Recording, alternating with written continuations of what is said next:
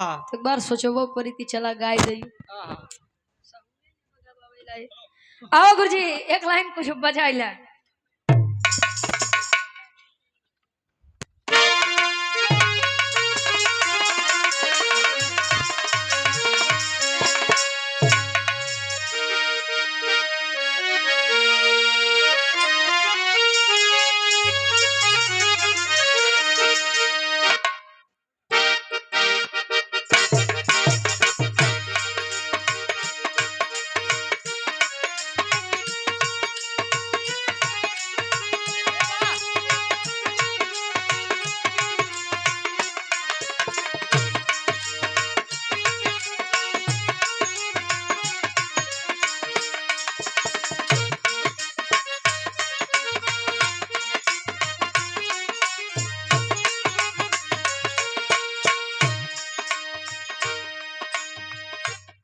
बड़ी बढ़िया गीत के संकेत करते हैं हमारे गुरु जी।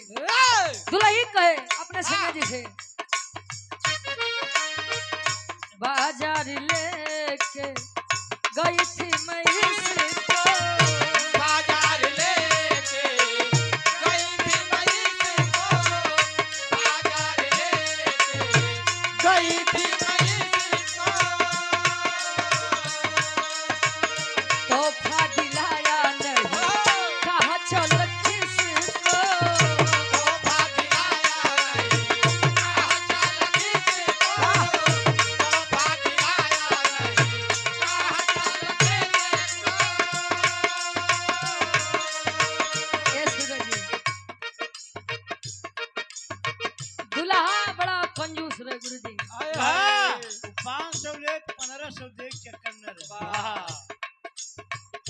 बाजार लेके गई थी मैं इसको, तोहफा दिलाया नहीं कहा चल किसको,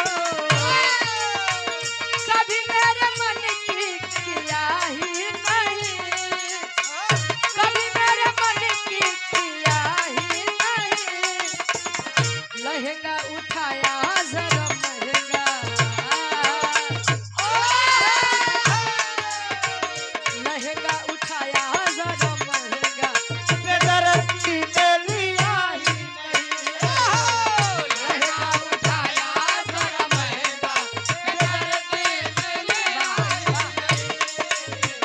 लहंगा उठाया जरा महंगा, बेदर्दी ने लिया ही नहीं। जिला पंचायत अरे तक खोजले से मिले नहीं,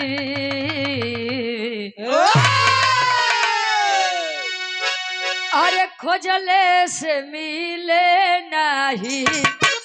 जन्नत जहानवारा,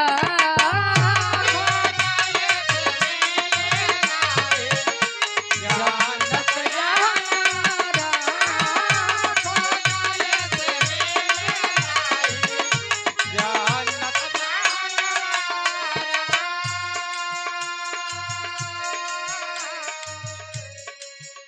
खोजले से मिली नहीं,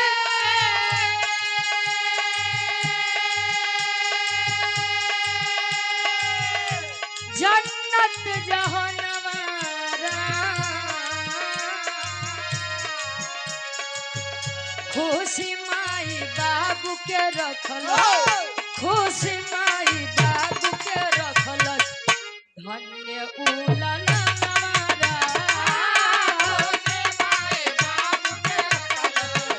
धन्य उलनवारा,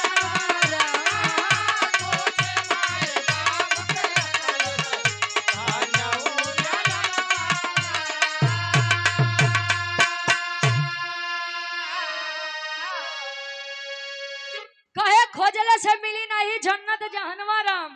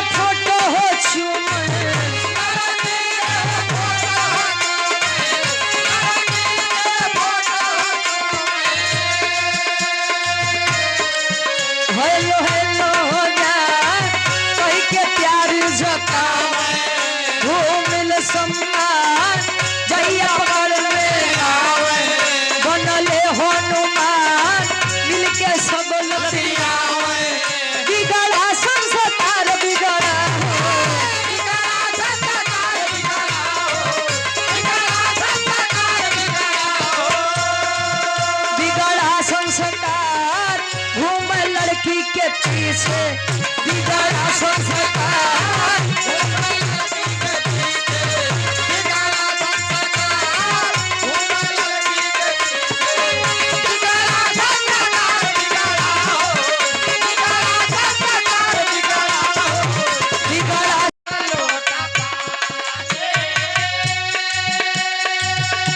लाल के खातिर सब बावे जिंदगानी लाल के खातिर सब बावे जिंदगानी लाल के खातिर सब बावे जिंदगानी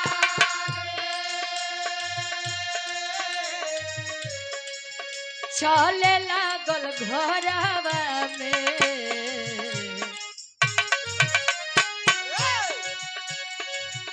चले लागल घरवा में चले लागल घरवा में मेहरी के ससुरारा चले लागल घरवा में मेहरी के ससुरारा चले लागल घरवा में मेहरी के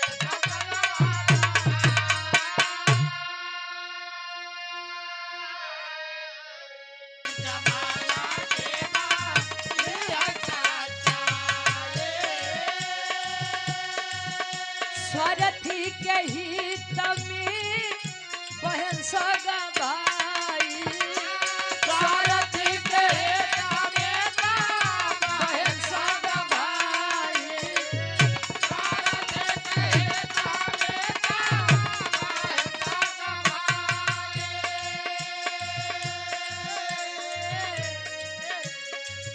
कर जमाई बाबू के बाद कर जमाई बाबू के बाद दिहले जन्म हमारा कर जमाई बाबू के बाद दिहले जन्म कर जमाई बाबू के बाद दिहले जन्म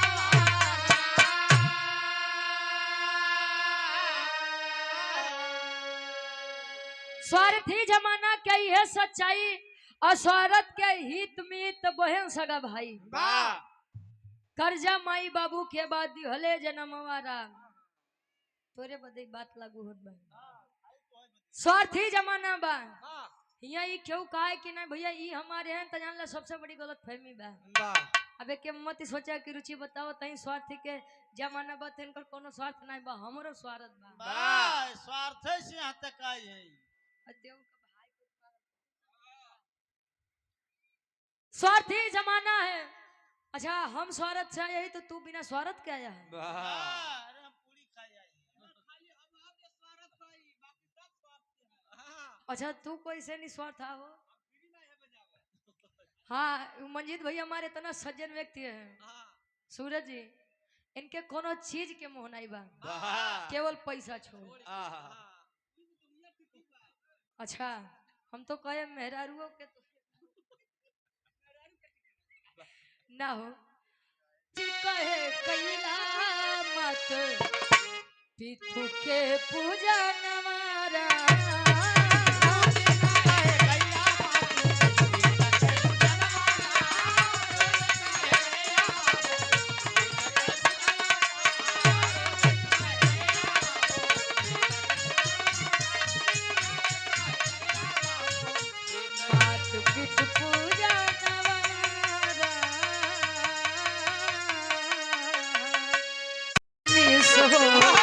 बढ़त खिस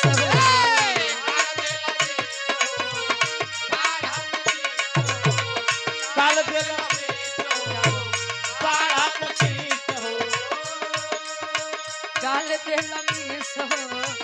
बढ़त खिस हो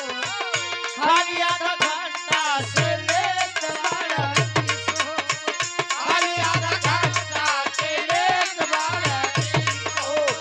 खालिया घंटा से लेत बड़ा खिस हो राजा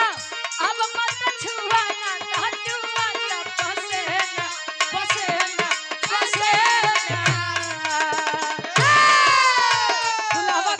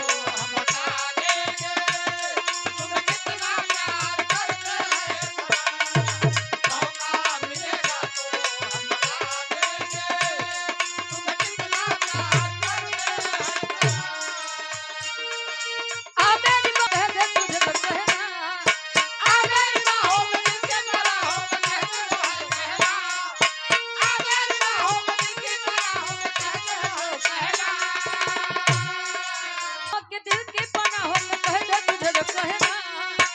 अबे बाहों में दिल की पनाहों में कह दे जो है कहना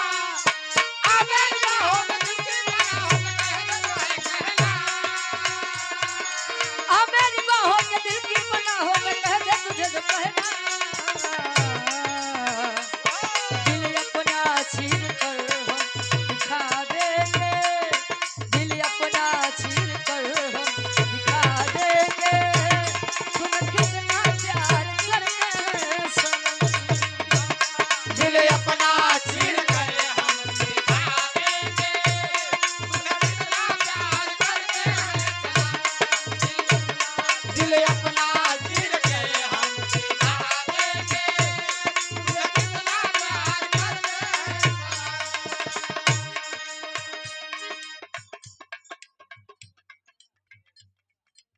नीलेश यादव बड़े भाई से ना देखा ना कोरे कोरबा हट पिया पंखा गरमिया बेजोड़बा हट पिया पंखा हट पिया पंखा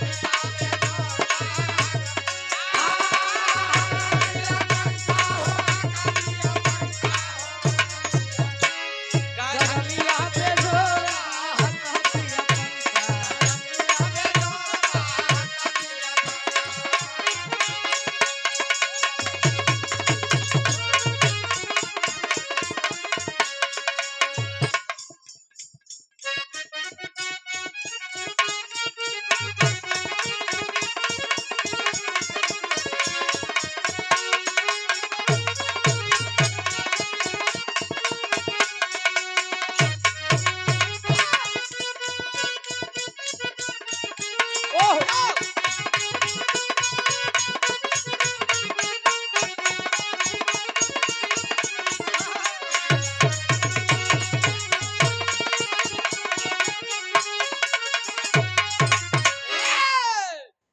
बड़ा सुंदर है, आप लोग भी रहा सुना रावण जी के वध